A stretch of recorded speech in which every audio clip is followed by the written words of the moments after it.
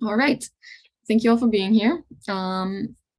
Let's get started. So kind of our goals for today, for this hour that we're together. Hopefully we can get to know each other a little better, prepping for the conference.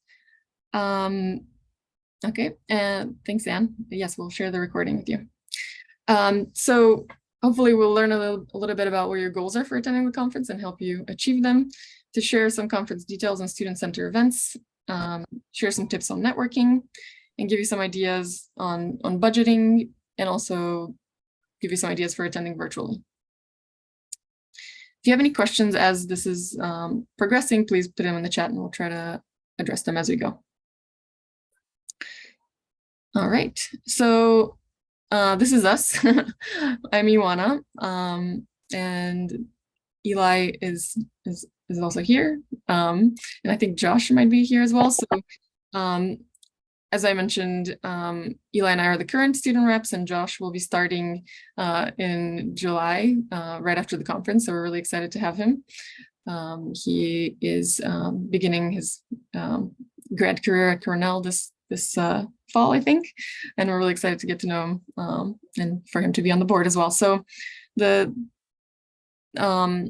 have this link with down here with our student resources that I mentioned earlier, and the link that we provide in the chat. So please check out what we do. Hopefully that will help you throughout your botany career. All right. Next slide, please. All right, so if you don't mind putting in the chat, we want to hear kind of what basically we want to hear about a little bit about you and where are you currently going to school, if you don't mind just putting that in the chat, if you're comfortable, and whether you're attending the conference this year, and kind of what is your reason for attending the conference: to present, to meet new people, to get inspiration for research. If you don't mind just kind of popcorning that in the chat so we can all kind of get an idea.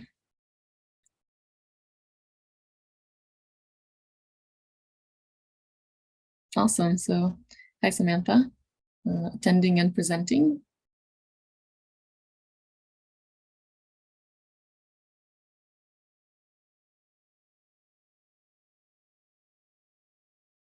Awesome. Clarissa, nice to meet you. Presenting. Haley, attending in person and presenting. Sweet. Anij is attending and presenting and wants to network. Anna, attending and presenting. Hi, Amy. Starting job hunting and looking for resources that might help with that. Heavenly is attending and presenting as well. Very nice to meet you. Lindsay, presenting their research and meeting awesome plant people. Dominique also meeting new people and presenting. Sweet. Wow, so a lot of you are very on top of it, attending and presenting. But also, it's fine if you're not attending and not presenting, or not attending. Everybody's welcome. Sweet. Okay. So sounds like people are kind of interested in meeting people, networking, presenting their research, talking about research. Sweet. Thank you so much for sharing. All right. So I guess let's move on. Thank you.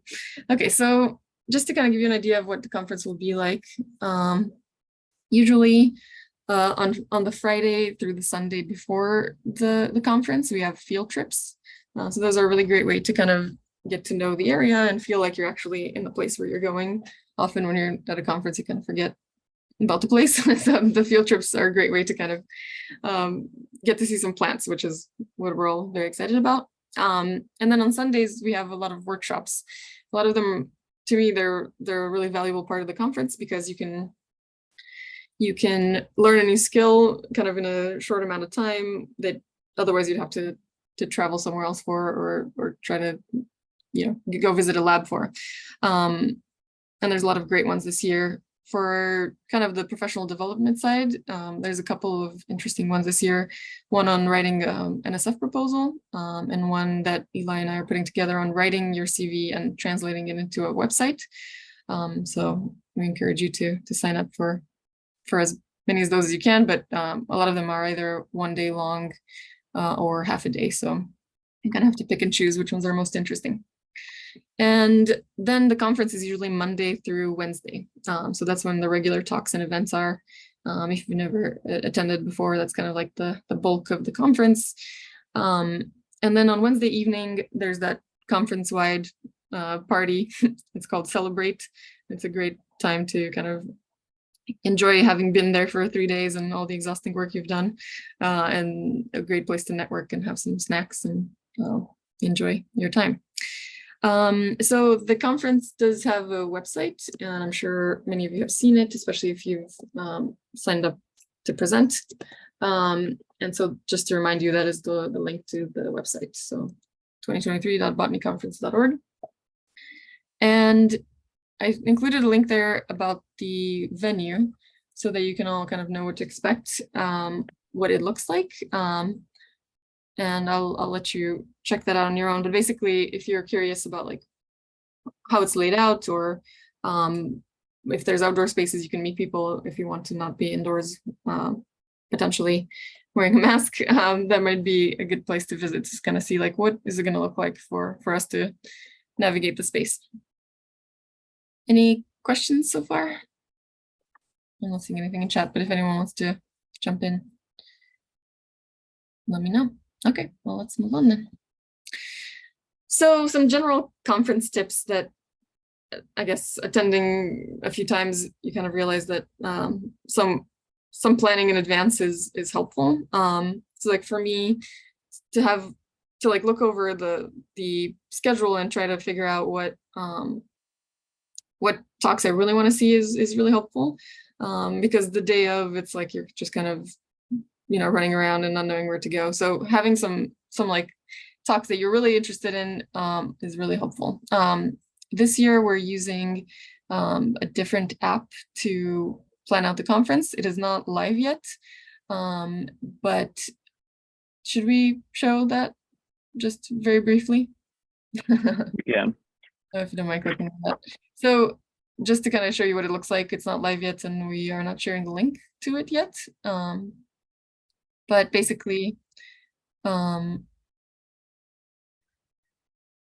it's just a list. Basically, you can see how it's laid out just to get a sense.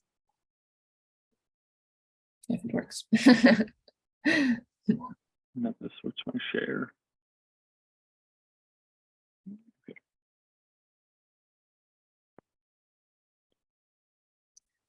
Yeah, so you can see here, this will be live, you know, closer to the conference, but you can kind of filter by session type. So either colloquia, symposium, or workshop. You can filter by the topic. So if you have some ideas of the types of talks you want to see, you can click on that, or you can filter by the name of the presenter, and also see more details about the event. So this will be live later, but just wanted to show you kind of what it looks like. All right, thank you, Eli, for sharing that.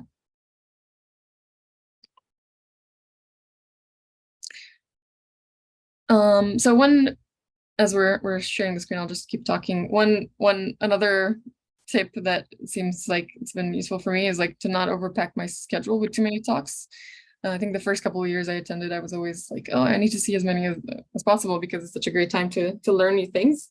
But it's so important to give yourself some space in your schedule so you can actually meet people and rest, because it's so exhausting to be, you know, at so many talks and get so much information, your brain kind of shuts down after a while. At least mine does. So make sure to kind of make time for talking to people, even if it's during a talk. You're probably not going to remember as much of the information you learn, but you're going to remember the connections you make with people. And so that kind of flows into think about who you want to meet beforehand, and you might want to reach out to them, like ping them before, like, hey, I'd love to have a coffee with you. If there's somebody specific you want to maybe collaborate with or get to know better, who's working in the same or who's working in something you're interested in, I think people are super receptive to meet, especially with students. And so if you can plan that a little bit in advance, I think it would help you basically make the best out of your time there. And if you're presenting, this part I'm also really bad about, but like try to self-promote. So that's a great way to kind of like if you're having a conversation with somebody, make sure you mention like, hey, I have a talk at this time, I'd love for you to come if you're interested, just to, because that's kind of how you start making connections and find collaborators. So don't be afraid to be like, hey, come to my talk, it'd be great to see you there. And if you're interested, or if you're a social media person, share your experience on Twitter or maybe Instagram if you are using that. We're using the hashtag BSA students for student events, as well as Botany 2023. Yeah, it's just another great way to connect with people. If you have any, if you attended a great talk and you want to post a photo about it or something, it's nice to share that. Okay, cool. So Eli and I are working on a few student events. Just gonna check the time. Okay, great. We are putting together that workshop I mentioned earlier. So it's Sunday, the 23rd from 8 to 12.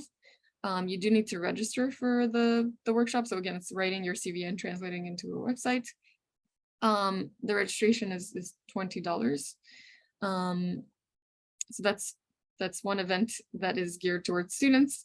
We also are putting together a careers in botany panel. This is kind of a classic event that we have every year, where we invite people who are working in many different areas of botany. And we try to invite people from government, from academia, of course, from nonprofits, from as many slices of botany work as we can find. And it's kind of like around like a musical chairs kind of event. Basically, we have all the panelists introduce themselves and talk a little bit about their work, and then students sit at tables, and the professionals kind of walk around the room and meet everyone at each table. So you get to kind of talk to them one-on-one and ask them questions. This event is on Monday from 12 to 1:45.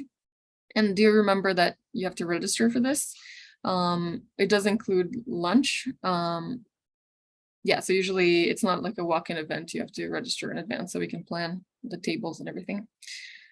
And then we have a student social and networking event that will hopefully be, it's still kind of in the works, but usually it's from 9 to 12 a.m. on that Monday. It's a great way to meet students. It's usually, again, you need to register for it in advance, but there are drinks and snacks, and we often have a lot of leftovers, so you can bring a Tupperware. But it's an awesome event to kind of like relax and get to know students, and it's really fun. Then we have the student chapter meetup. We're still determining when this will be happening, but as you may have heard, BSA has student chapters at different universities, and we're trying to get people to get to know each other at the conference as well, anybody who's attending from the student chapters. We'll also have a job board. This is a virtual,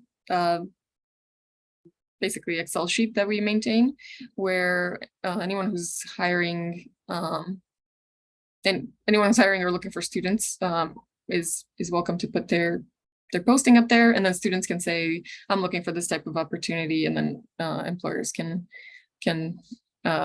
reach out to you. We also, as you may know, we have a great jobs board on the website as well. So please check that out for ongoing opportunities. But this job board is kind of like, we just maintain it for the conference. And so people can kind of connect at the conference over these opportunities.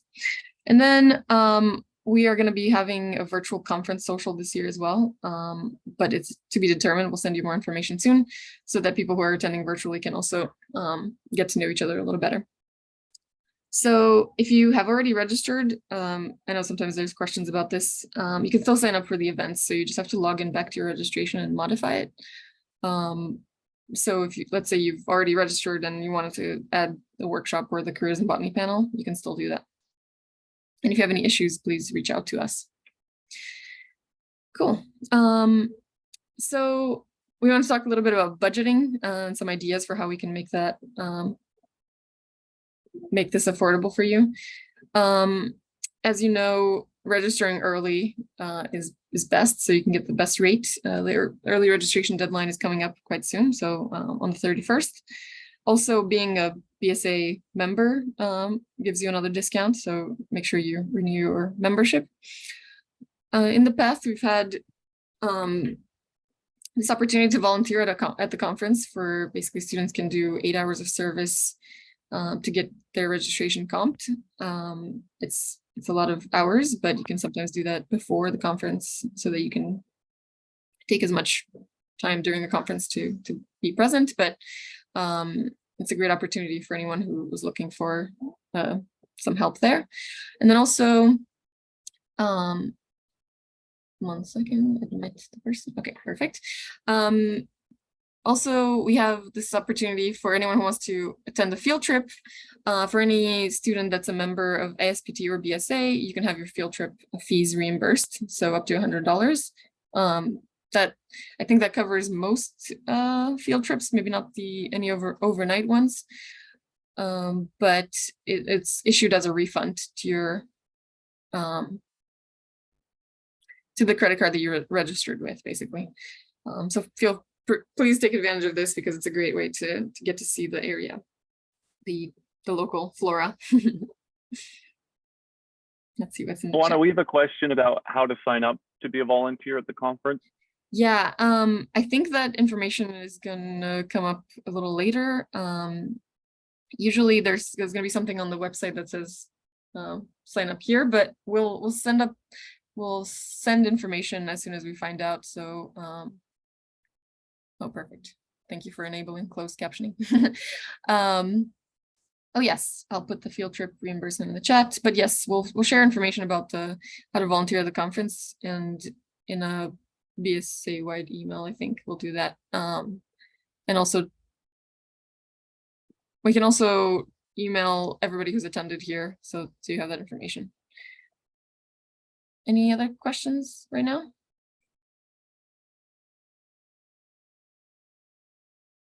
Okay, perfect. I'm going to share that link. And Eli, are you starting here? Yes. Perfect. So I can switch out. And so yeah, just continuing on some of the budgeting stuff. So kind of accommodations and kind of where you'll be staying. We won't use any dorms this year for botany. So you will need to book a hotel or an Airbnb. And again, kind of earlier gets you lower rates. And sharing is a great option. And if other students in your labs are going, that's also a very good option.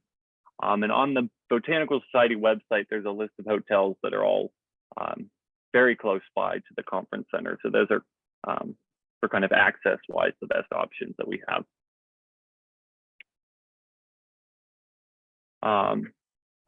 And food-wise, food's always a big question. So if you kind of have like a plan beforehand to find free food at certain events, and then kind of snagging that in your pockets on the way out is always a good way to go.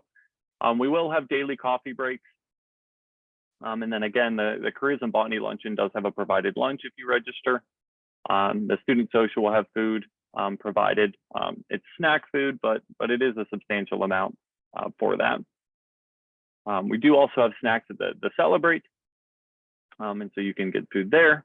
And the affinity groups, which I think we'll talk about again later down, will have food at their events too. And we highly recommend going to those. That's another great way to meet people as well and to join an affinity group. We have a TJ's in town 2 blocks from the center. So it'll be a little bit cheaper than like dining out for each meal of the day. Oh, and yes, I totally forgot that there will be a continental breakfast provided each morning at the conference. So you can, stock up in the morning as we go. And with that, the conference center does have a lot of accommodations food-wise for a variety of diets.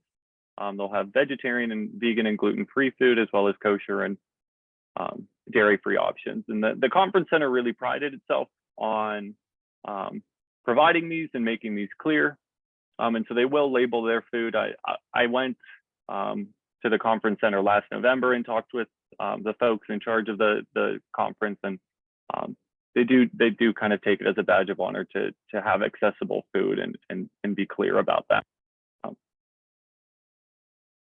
And continuing on accessibility, so all talks will be in the same conference center for this upcoming meeting, which we can compare to Anchorage, which was a great conference, but it was a little bit hard because we were in multiple buildings and getting between them was hard to keep up with talks, as well as a little bit of an accessibility issue. But we overcome that this year because all the talks will be in one single conference center, which will be very easy to move around. And the hotels are surrounding the conference center, and most of them are less than a 10-minute walk. For that reason as well, it's a more accessible kind of venue.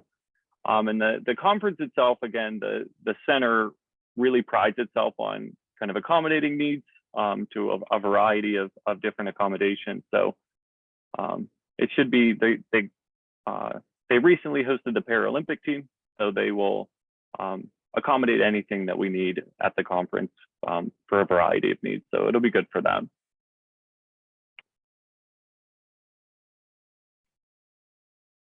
And then continuing on, so if you're presenting at the conference and looking at the chat, it seems like most of you are. But if you haven't yet, or you know someone who hasn't signed up to talk yet, it's not too late. Lightning talk submissions are due June 15th. And these are pretty popular. I missed them last year, but I think I've only heard good things about them. And so for those of you that aren't aware, you have 3 minutes to present 3 slides. And it's kind of a really fast-paced way to kind of just get your foot in the door on kind of live presenting. So if you know anyone or you haven't presented before, this is a really good kind of first step into that. If you are giving a talk, we encourage you to submit a recorded presentation for the virtual conference attendees, or have someone record it for you and upload it afterwards, just so we can have that for virtual attendees. And then virtual presenters, you will need to record your presentations and upload them to the platform by July 1st. So if you're attending virtually, just keep that date on your radar.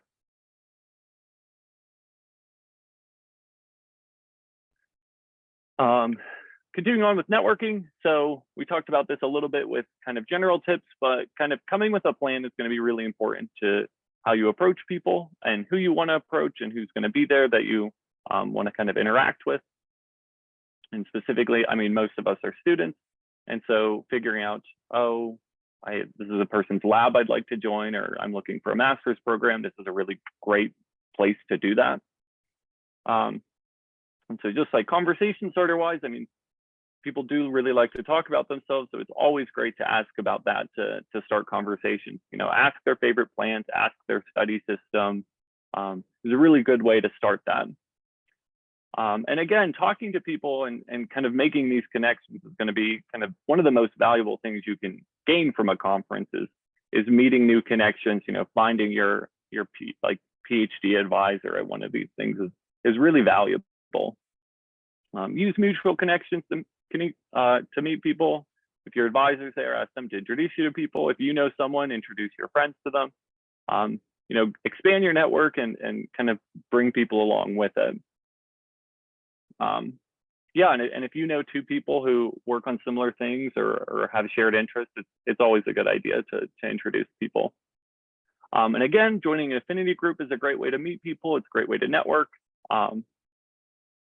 And so Botany has many options. We don't have the specifics for which affinity group events we'll have this year, but we will have a variety, and we'll share that as soon as we know.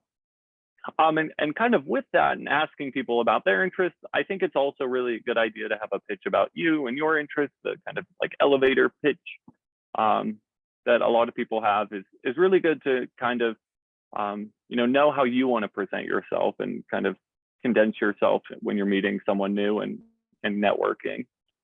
And don't forget for these people that you do meet to get some type of contact information, their Twitter or Instagram handle or an email, to keep that conversation going after the conference and keep that network when you go back to wherever you're from.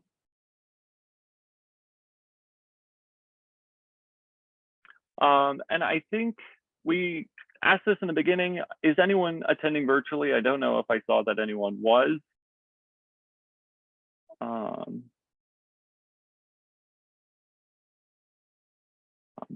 we can still cover this for anyone who isn't attending today who might be attending virtually.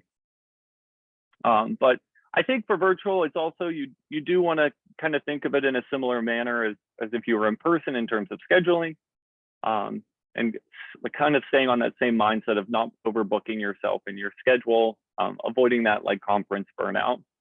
And we'd also kind of recommend, it can be really kind of tempting to work and be at the conference at the same time when you're on your computer.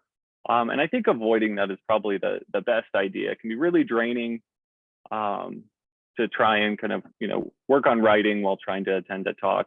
And you kind of lose out on both opportunities. So kind of being really focused on how you're spending your time virtually is important.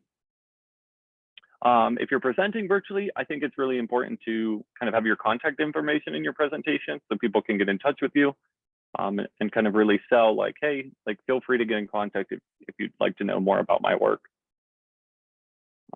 And then again, don't hesitate to reach out to in-person people and ask questions in chats for talks and et cetera. And kind of be involved with people, even though you're virtual, and you can still make really good connections, even if you're attending virtually. And again, we'll look out for those virtual specific events that we will let you know about as they kind of get a little bit further along the planning process. And kind of for this portion of the kind of the Botany360, we really wanted to get some feedback from you. And so kind of general ideas for making the conference better for students, things that we can implement this year, things that might take a little bit longer, but we could potentially implement next year. And just some kind of like, what information can we get from you to help you make like better preparations for the conferences in general. And so feel free to kind of chime in or send them in the chat, but we do really want some feedback. And if you would rather email us, our emails are there, or you can, if you're watching the recording of this, please email us and give us your feedback, because that's the best way that we can improve these for students.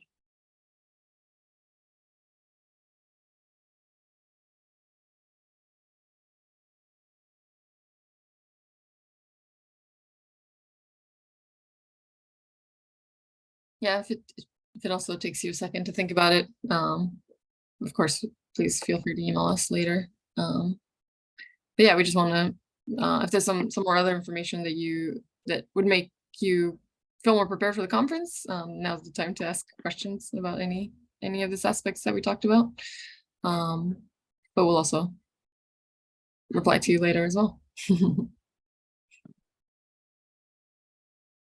And we can also do this as like a time for any additional questions that you have, anything that we didn't cover, or anything you'd like more information on.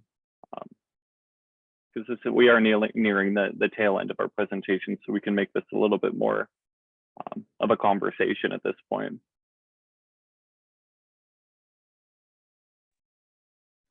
Thanks for doing this, y'all. I think it could be interesting, maybe for the next time or just now, like having some discussion about presenting. Like I have experience presenting posters at conferences, but this will be my first conference giving an actual talk. And I think it's very different for students and who have shorter talks than, the big main talk. So I think it could be interesting to have just some discussion about that, or people giving just their experiences of that, because I'm quite nervous about doing this. I'm excited to do it, but I also, I've never been to a big conference, so I feel like I'm going in a little blind. So I think that could be really helpful too, especially because botany is a little bit more specialized, and I guess it's plant sciences than other conferences. So, tailoring your talks to the audience you're coming to might be helpful, especially for this conference.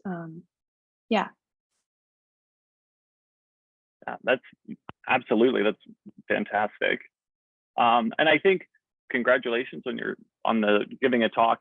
I personally think that like botany is a great place to give a first talk. I think the community is very supportive, and everyone's excited about plants, and so my first talk I gave at botany, and it was I got really good feedback, and it was much less scary than I thought it would be, which was nice. But yeah, thank you for that. Ioana, do we know when presentation schedules will come out? I'm not sure. I don't think we know yet. I think, yeah, I'm not sure. Okay. You'll have those when we get them. Okay, so we have a couple other, oh, sorry. Can I interrupt a minute? Yes, please. Thank you, Joanne. Hi.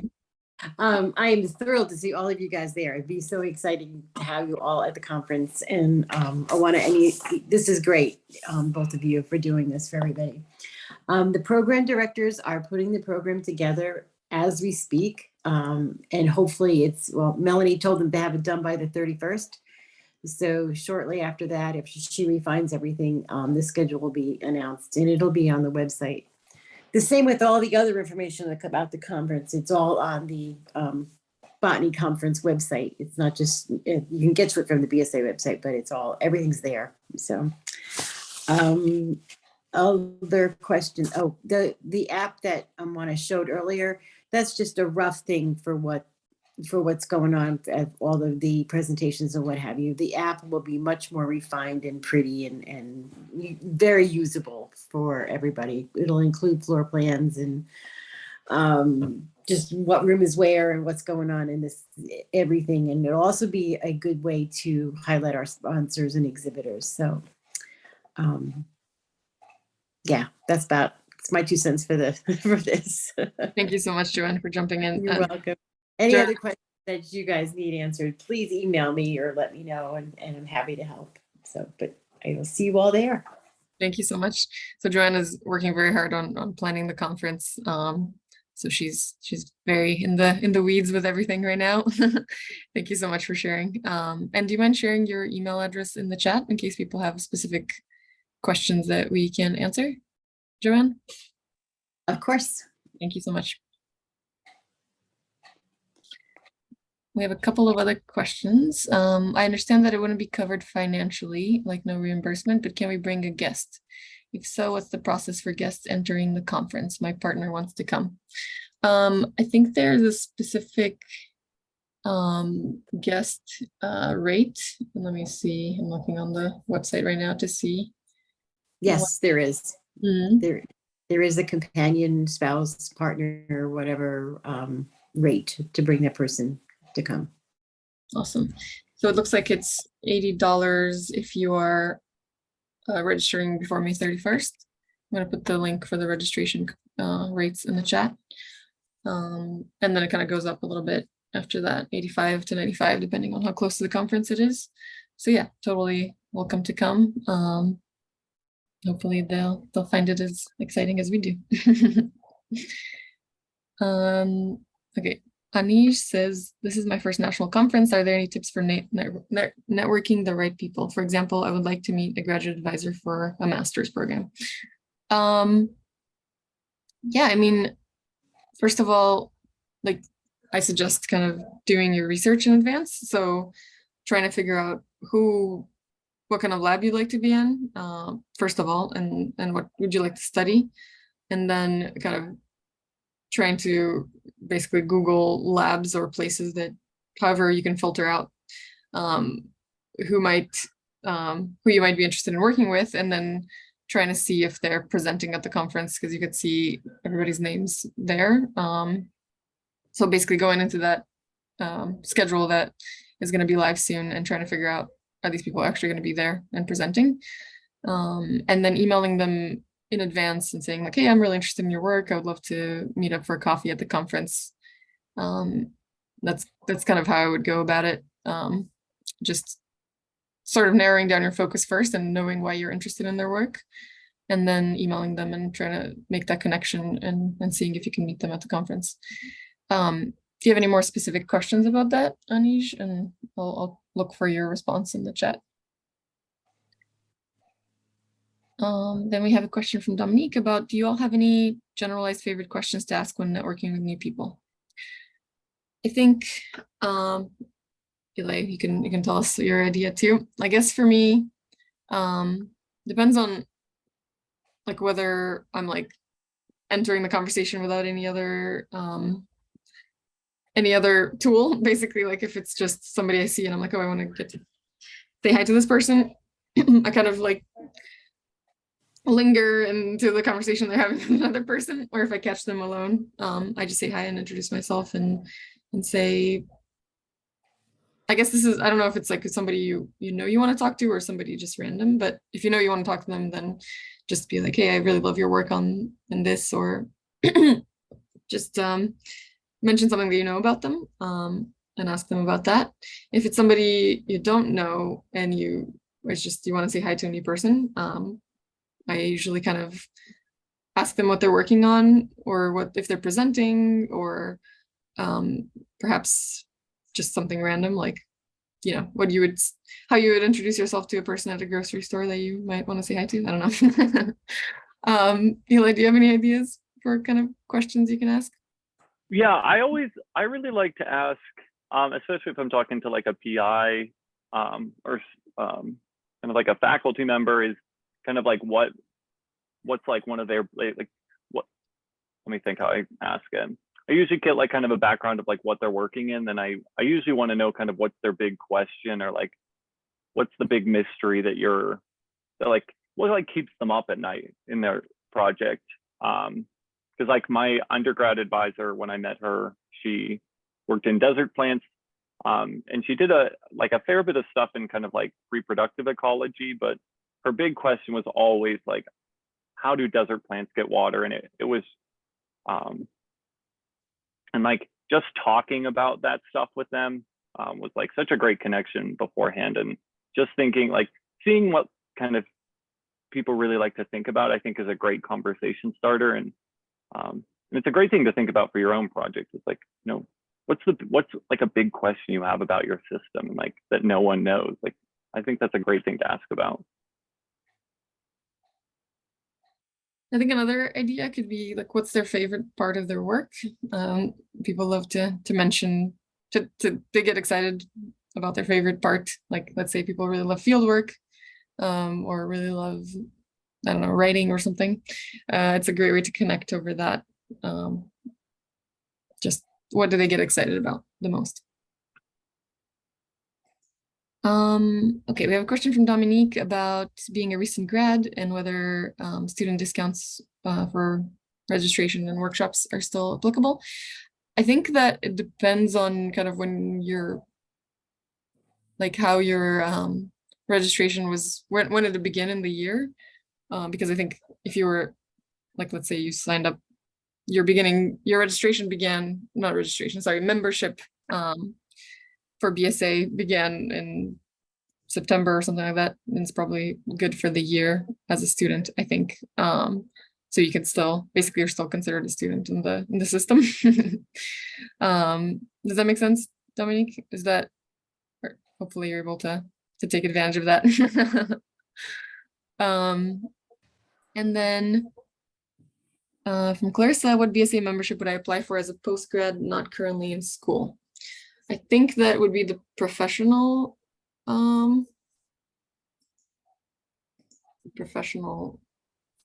registration. And Joanne, if you have any other idea on that, to let us know. But I think you'd be considered a professional. Yeah. Eli, is that your understanding as well? I think so. I'm sorry, I missed the question. No worries. Yes. Somebody was on. Clarissa was wondering what BSA membership would I apply for registration? Oh, BSA membership, not conference registration. Sorry, I'm just going to clarify, Clarissa. Is it conference registration or the BSA membership specifically?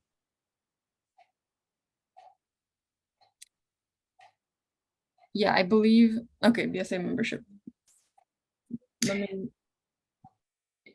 You could email Amelia at the BSA office and she'll answer that for you. I'm not sure either. Yeah, okay, sounds good. Let me share Amelia's email. She wears a lot of hats at BSA, yes. but she does BSA membership basically help us. Yeah, she runs kind of the details of the BSA membership. So that's her email address. Amelia Neely is her name.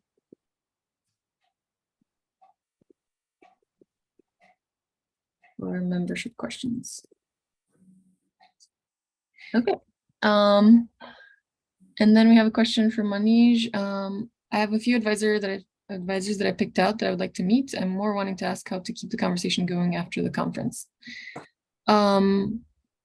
So I guess kind of getting a sense at the conference if they're looking for students. I think it's kind of knowing whether you should be investing your time in trying to, you know, continue. I mean, obviously you'd want to talk to them and keep them in your network as well, but in terms of like how to move forward with the application in their lab, it's important to find out if they're actually able to accept students. I think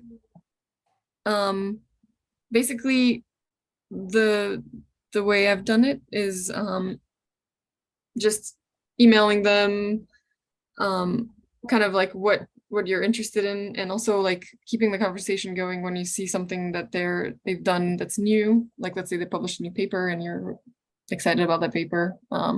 That's kind of a way to keep in touch with them after the conference. Writing them like, oh hey, I saw you published this new thing. It's really interesting, and that's kind of applies to my interests in this way. And then continuing the conversation about like sometimes advisors might not be accepting new students because they don't have the funds, but if you apply for like a fellowship that would allow you to be in that lab, and it isn't as much of a financial commitment on their side, like let's say you're applying for the NSF GRFP, a lot of advisors are really excited that you're kind of taking the initiative to try to secure your own funding, and so kind of working with them on the application for that, or asking them for help on that is kind of how you can keep the conversation going as well. And Eli, if you have any ideas, please share. I think you could. It's also really good to ask, especially if they're in a similar field. Like, hey, I'd love to, like, after the conference, like, reach out to you. I'd love to get some of your like feedback on some of my work, or like talk to you about like some of the things I'm like, you know, like problems I'm struggling with, and like maybe you've experienced them, and kind of ending the conference on like a cliffhanger that'll kind of segue into like further discussion, I think is a good idea as well.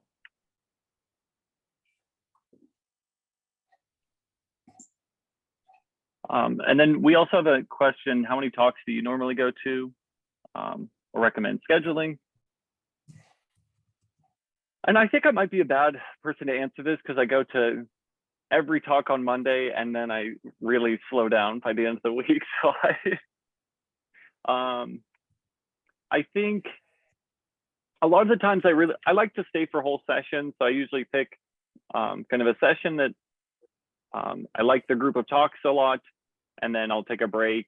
And then if I'm not ready to go to another session, I might kind of tap out on the next one. But I usually kind of try and pick like blocks of them, and kind of feel like, am I ready for another block before I start another set of talks, is how I personally do it.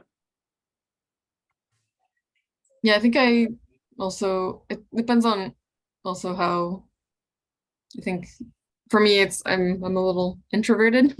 And so when I'm like go to way too many talks, or I just like, I kind of overdo it, and then I kind of have to take a nap. So it depends on your tolerance as well, to like how much you can be sort of socializing or being in or inputting information. But I think for me, I've kind of come to this balance of maybe half of my time is talks and half of my time is either, you know, chatting with people or taking a walk outside or going and taking a nap or something. But yeah, kind of find that balance for yourself as you're there, and just, yeah, don't burn yourself out from the beginning. I think I'm still not sure how to answer this question. If a student just graduated this past semester, can they register as a student for the conference? I think that you have to prove something to show that you're a student. But Joanne, is there like a Yeah, it's if you're just finished and you're not in grad or you're not moved on yet to your next level, you can go ahead and be a student. That's fine. I'd rather have you come than not. So Thank you so much, Joanne. Right, we got awarded a grant for the conference. Do you know if we can register for more workshops and events? Or do you think that's a question for the program coordinator?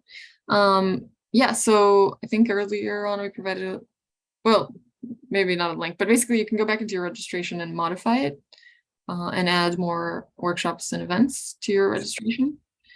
So let us know if you have any issues doing that.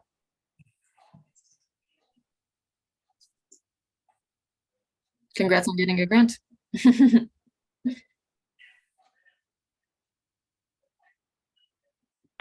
All right, that was a great set of questions. Thank you guys for being engaged and being here. And I think we've got one more thing. It's just a survey. oh yeah. So this is a Botany360 survey. So as we mentioned, this is a program we're trying to keep up throughout the year at BSA. And let me share this link again, because I don't think you can click on the screen. So I'm gonna copy and paste it for everybody. So if you have any feedback for us for the event or other events that you'd like to see that BSA put together for you throughout the year, please fill out that form, and we will try to implement as many of your suggestions as possible. If you have any specific questions for us, again, our emails are, Eli, do you mind scrolling to that like get to know us screen on the third slide? Yeah. So people can have our email addresses and our faces. So yeah, feel free to email us with any questions you have, and we're excited that you are interested in the conference and that you're attending, and a lot of you are presenting. So we look forward to seeing you there and to continuing to talk about how to prep before that as well. Thank you guys all for attending. It's been great, and we'll see you soon. Thank you. Thanks. We'll hang out for a bit if anyone has any questions they want to ask directly.